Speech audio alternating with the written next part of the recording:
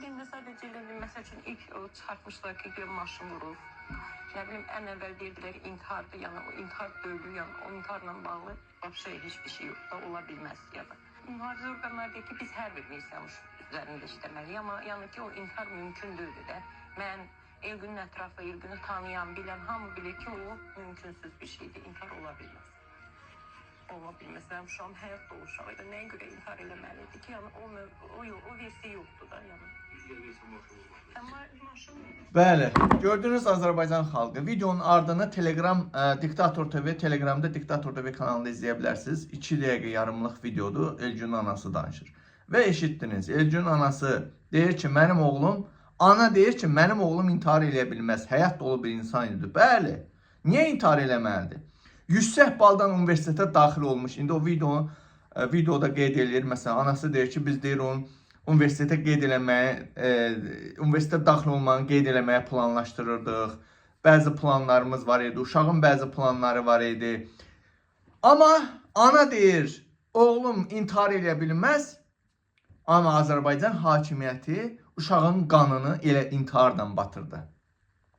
Görürsünüz, necə bir şərəfsiz bir rejimin əlində qalmışıq. Ana əminliklə deyir ki, oğlumun intihar eləməyi mümkünsüz bir şeydir. Mümkünsüz bir şeydir. Ola bilməz. İntiharı mümkünsüzdür. Amma Azərbaycan hakimiyyəti utanmazcasına nəinki dedi yıxılaraq ölüb, intihar eləyib ha. Hətta uşağı alkaş belə çıxartdılar. Yəni savadlı bir gənci, 100 baldan universitetə daxil olmuş bir gənci Azərbaycan hakimiyyəti üstəlik bir alkaş da çıxartdı. Daha sizə sözüm yoxdur. Həm xalqa sözüm yox, həm də bu hakimiyyət bilirik də, bu rejim bandit, terrorist, baş keçən, oğraş, anasının başını tutan, anasının əmcəyini kəsən bir rejimdir. İlham Əliyev, məsələn, arvadı. Yaxşı, siz xalqa nə olubdur, hə? Göz görə, başı prokurorluq, Daxili Quldurlar Naziri, bir də Dövlət Terror Xidməti. 3 dənə qurum birləşib uşağın qanını batırdılar. Necə uşağa intihar da onu geyindirdilər?